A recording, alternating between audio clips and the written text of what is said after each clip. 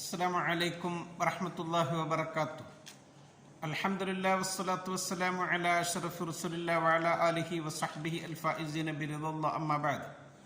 പ്രിയമുള്ളവരെ, 19/2024 വമൻ യുഅ്തൽ ഹിക്മത ഫഖദ് ഊതിയ ഖൈറൻ കസീറ എന്ന ശീർഷകത്തിൽ UAE ഔഖാഫ് പ്രസിദ്ധം ചെയ്ത ജുമാ ഖുത്ബയുടെ മലയാള സാരാംശം ഇവിടെ പറയുകയാണ്. ഹിക്മത്ത്, തത്വജ്ഞാനം, വിവേകം എന്നൊക്കെ നമുക്ക് ഹിക്മത്തിനെ വിവക്ഷിക്കാം. അല്ലാഹു സുബ്ഹാനഹു വ തആല ഒരാൾക്ക് ഹിക്മത്ത് നൽകിയാൽ അവൻ എല്ലാ അനുഗ്രഹവും ലഭിച്ചവനായി. വിശുദ്ധ ഖുർആനിൽ അല്ലാഹു തആല പറയുന്നു, അവൻ്റെ സ്വന്തം നാമമായി ഹിക്മത്തിനെ ഉപയോഗിച്ചുകൊണ്ട്, ഇന്നഹു അനല്ലാഹുൽ അസീസുൽ ഹക്കീം.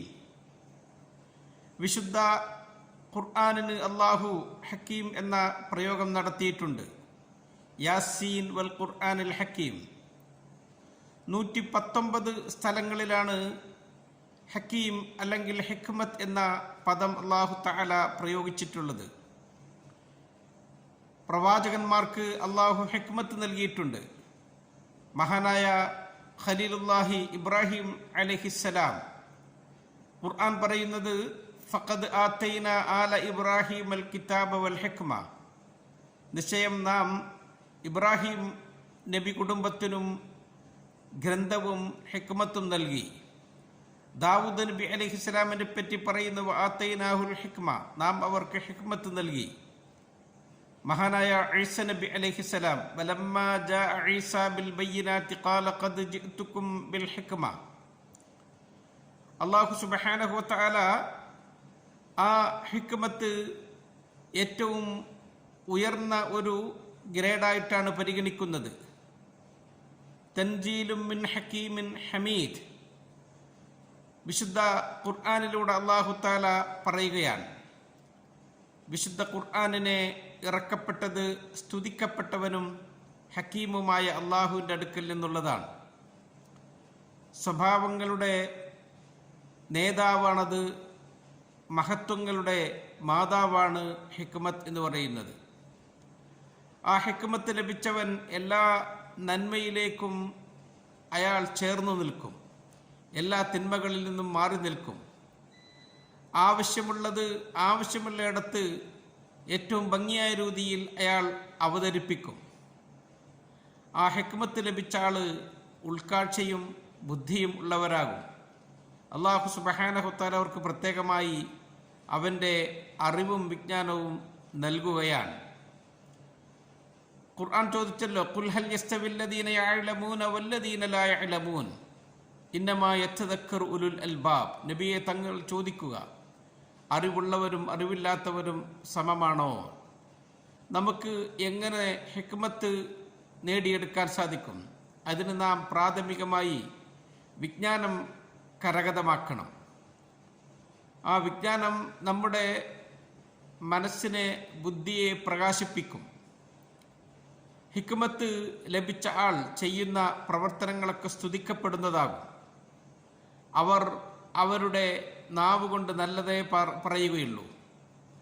അവർ നാവുകൊണ്ട് പറഞ്ഞ് എന്തെങ്കിലും അപകടങ്ങൾ ഒരിക്കലും സംഭവിക്കുകയില്ല.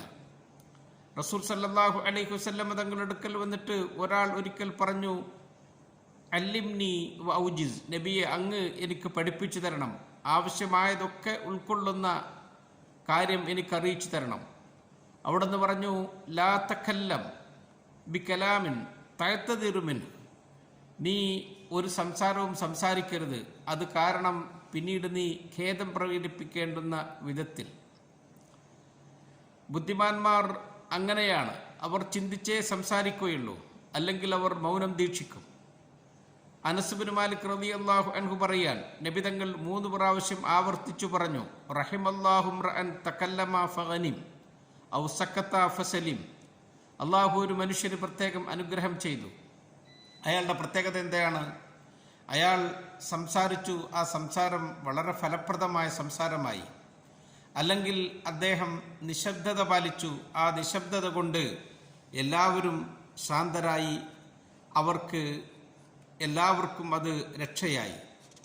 ഹിക്മത്ത് ലഭിച്ച ആൾ സംസാരിക്കുമ്പോൾ ചിന്തിക്കും, മാ യൽഫിദു മിൻ ഖൗലിൻ ഇല്ലാ ലദൈഹി റഖീബുൻ അതീദ്. നാം എന്ത് ഉച്ചരിച്ചാലും റഖീബ് അതീദ് അലൈഹിസ്സലാം അത് രേഖപ്പെടുത്തുന്നു എന്ന വിചാരം അവർക്കുണ്ടാകും.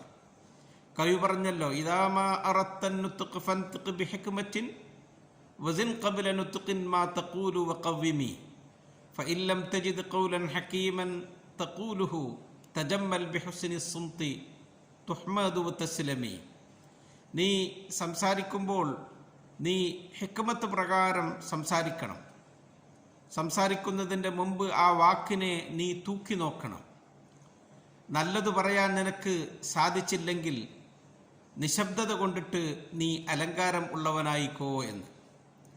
നാം അങ്ങനെ ഹിക്മത്തുള്ളവരോട് കൂടെ ഇരിക്കണം. അവരുടെ ചരിത്രവും ജീവിതവുമൊക്കെ നാം പഠിക്കണം. അവരുടെ കവിതകളും അവരുടെ രചനകളുമൊക്കെ നാം വായിച്ചു നോക്കണം. ഇന്ന മിനശ്ശഇരി ഹിക്മ, റസൂൽ സല്ലല്ലാഹു അലൈഹി വസല്ലം തങ്ങൾ പറഞ്ഞതാണ്, കവിതയിൽ ഹിക്മത്തുണ്ട് എന്ന്. നാം ആവശ്യമുള്ളത് മാത്രമേ ചെയ്യാവൂ. ആവശ്യമില്ലാത്തതിലേക്ക് നാം ഒരിക്കലും ഇടപെടരുത്. നബിതങ്ങൾ അറിയിക്കുന്നുണ്ട്, മിൻ ഹുസ്നി ഇസ്ലാമിൽ മർഇ തർക്കുഹു മാ ലാ യഅനി. ഒരാൾ നല്ല മുസ്ലിമാകുക എന്നതിൽപ്പെട്ടതാണ് അവന് ആവശ്യമില്ലാത്തതിൽ നിന്ന് അവൻ മാറി നിൽക്കൽ. മാതാപിതാക്കൾ മക്കളോട് പെരുമാറുമ്പോഴും സംസാരിക്കുമ്പോഴും ഇങ്ങനെയാകണം. ഒരു അധ്യാപകൻ അവരുടെ ശിഷ്യന്മാരെ പഠിപ്പിക്കുമ്പോൾ അവർ ഈ രീതി ശീലിക്കണം. ഒരു ഉദ്യോഗസ്ഥൻ ആ ജോലി നിറവേറ്റുമ്പോൾ അദ്ദേഹം ഈ വഴിയെ സഞ്ചരിക്കണം. വാഹനം ഓടിക്കുന്നവൻ റോട്ടിലിറങ്ങിയാൽ അയാൾ അവിടുത്തെ നിയമങ്ങളും ചട്ടങ്ങളും പാലിക്കണം. അത് കാരണമായി ഒരാൾക്കും ഒരു അപകടവും വരുത്താൻ പാടില്ല. വമൻ യുഅ്തൽ ഹിക്മത ഫഖദ് ഊതിയ ഖൈറൻ കസീറ വമാ യദക്കറു ഇല്ലാ ഉലുൽ അൽബാബ്. ഹിക്മത്ത് നൽകപ്പെട്ടവർക്ക് എല്ലാം നൽകപ്പെട്ടവരായി അയാൾ വിജയിയായി എന്നാണ്. അവർ എത്ര നല്ല സംസാരമാണ് സംസാരിക്കുന്നത്. അവരുടെ ഇടപഴകൽ കാരണമായിക്കൊണ്ട് എന്തൊക്കെ പ്രശ്നങ്ങളാണ് ഇല്ലാതെയായിത്തീരുക. മഹാനായ ലുഖ്മാൻ എന്നവർക്ക് അല്ലാഹു തആല ഹിക്മത്ത് നൽകി. ആ ഹിക്മത്ത് നൽകിയത് കാരണമായി അള്ളാഹുവിനെ സ്തുതിക്കാൻ അവർ ബാധ്യസ്ഥരായി. വലഖദ് ആതൈനാ ലുഖ്മാനൽ ഹിക്മത അനിഷ്കുർ ലില്ലാഹ്. ഖുർആൻ പറഞ്ഞത് അങ്ങനെയാണ്. റസൂൽ സല്ലല്ലാഹു അലൈഹി വസല്ലം തങ്ങൾ അബ്ദുല്ലാഹി ഇബ്നു അബ്ബാസ് റളിയല്ലാഹു അൻഹുമക്ക് വേണ്ടി പ്രത്യേകം പ്രാർത്ഥിച്ചു, അല്ലാഹുമ്മ അല്ലിംഹുൽ ഹിക്മ, അല്ലാഹുവേ അവർക്ക് നീ ഹിക്മത്ത് പഠിപ്പിച്ചു കൊടുക്കണമേ എന്ന്. ആ ഹിക്മത്ത് ലഭിച്ച ആളുടെ ആ സംസാരം എത്ര നല്ല സംസാരമാകും. അയാൾ എല്ലാവരോടും ചേർന്ന് നിൽക്കും. ജനങ്ങൾ അവരോടും ചേർന്ന് നിൽക്കും. അവരെ എല്ലാവരും ഇഷ്ടപ്പെടും. അവർ എല്ലാവരെയും തിരിച്ചും ഇഷ്ടപ്പെടും. അവരുടെ അഭിപ്രായങ്ങൾക്ക് വളരെ വലിയ സ്വീകാര്യതയുണ്ടാകും. അവർ എല്ലാ നന്മയുടെയും താക്കോലും തിന്മയുടെ ലോക്കുമാകും. അവർ എല്ലാത്തിലും ശുഭപ്രതീക്ഷയുള്ളവരാകും. നമ്മുടെ രാഷ്ട്രശില്പി മഹാനായ ഷെയ്ഖ് സായിദ് അള്ളാഹു ഹിക്മത്ത് നൽകിയവരായിരുന്നു. അതുകൊണ്ട് തന്നെ അവർ ഈ രാജ്യത്തെ ഐക്യപ്പെടുത്തി പുരോഗതിയുടെ ഉത്തുംഗതയിലേക്ക് ഈ രാജ്യത്തെ നയിച്ചു. അവരുടെ പാത പിന്തുടരുന്ന ഭരണകർത്താക്കളും ആ വഴിയെ സഞ്ചരിക്കുകയാണ്. അള്ളാഹു അവർക്കും നമുക്കും എല്ലാ നന്മകളും നൽകട്ടെ എന്ന് ദുആ ചെയ്തുകൊണ്ട് നിർത്തുന്നു. അസ്സലാമു അലൈക്കും വറഹ്മത്തുള്ളാഹി വബറകാതുഹു.